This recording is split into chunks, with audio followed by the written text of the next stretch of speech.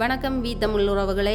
நாங்கள் இப்பொழுது என்ன பார்க்க போகின்றோம் என்றால், இந்த கஜு விதை இருக்கல்லோ, கஜு விதையை நாங்கள் பார்த்தால் அதை எடுத்து பதப்படுத்தி சாப்பிடணுமென்ற ஒரு எண்ணமே வராது.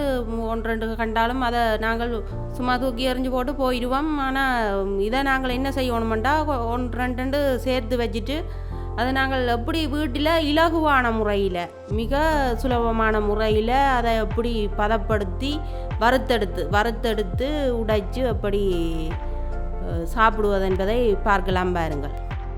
முதல்ல அடுப்பில் ஒரு பழைய தாச்சி, புதுசாக எல்லாம் தாச்சிகள் வேண்டணுமென்ற அவசியம் இல்லை, ஒரு பழைய தாச்சியில் அடுப்பை மூட்டி வச்சு அந்த விதியை போடுங்க. தாச்சியில் போட்டு பாருங்க, நல்லா அழகாக வறுபட்டு கொண்டு வரும்.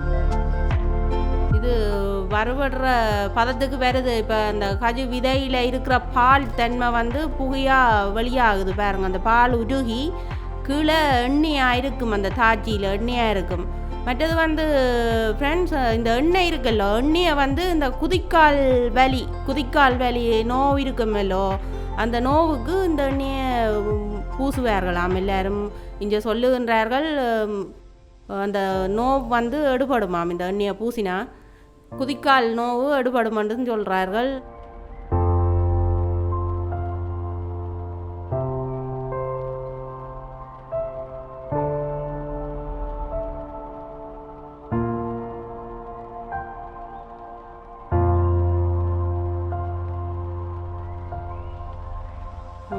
கஜு விதைக்கு மேலே புகை எழும்பும்போது அந்த கீழே இருக்கிற தணலை கொஞ்சம் தூக்கி மேலே போடுங்க. ஏனெண்டா கொஞ்சம் வேகமாக வறுபடுறதுக்காக.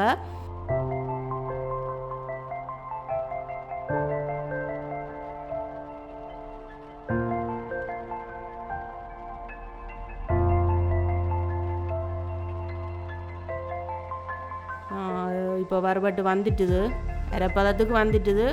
மேலே பாருங்க, அந்த பாலின் தன்மை நெருப்பு மேலே எப்படி எரியுதாண்டு, பாலில் பட்டு பெருசாக எரியுது. பால் தெரிச்சு பறக்கும். கொஞ்சம் அவதானமாக தான் செயல்படணும்.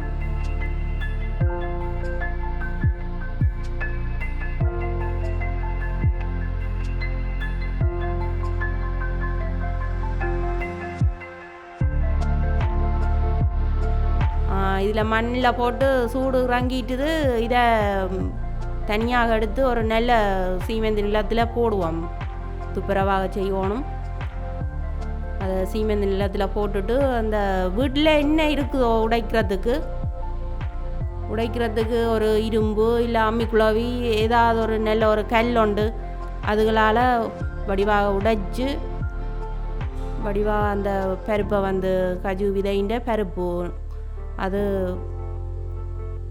சாப்பிட நல்ல டேஸ்டாக இருக்கும்.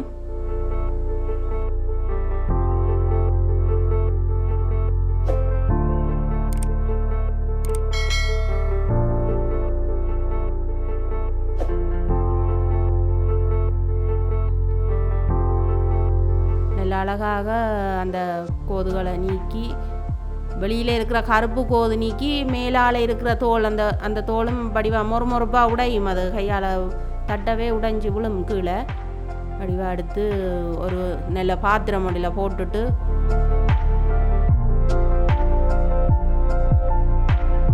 ஃப்ரெண்ட்ஸ் கட்டாயம் நீங்கள் இதை செய்து பாருங்கோ, நல்ல டேஸ்டாக இருக்கும். ஒன்று ரெண்டு கண்ணில் பட்டாலும் அதை எறியாதைங்கோ, சேர்த்து வச்சு அப்படி வறுத்து போட்டு நீங்கள் உடைச்சி சாப்பிடலாம், யோசனைப்படுத்தலாம். பாருங்க என்ன அழகாக இருக்குது பருப்பு. அது சாப்பிடவும் நல்ல ருசியாக தான் இருக்கும்.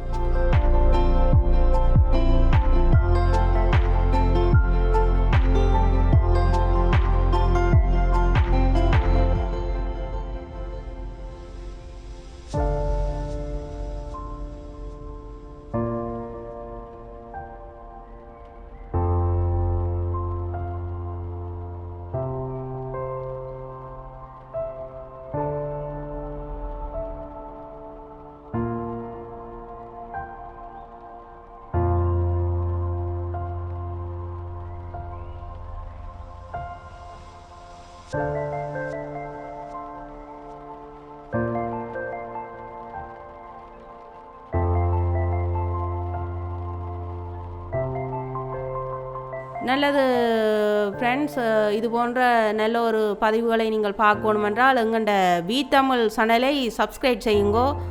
அதோட பக்கத்தில் இருக்கிற பெல் பட்டனையும் அழுத்துங்கோ. மற்றது உங்கள்ட கொமெண்ட்ஸையும் எங்களுக்கு தெரிவிங்கோ. நல்லது, இன்னொரு பதிவோடு உங்களை சந்திப்போம்.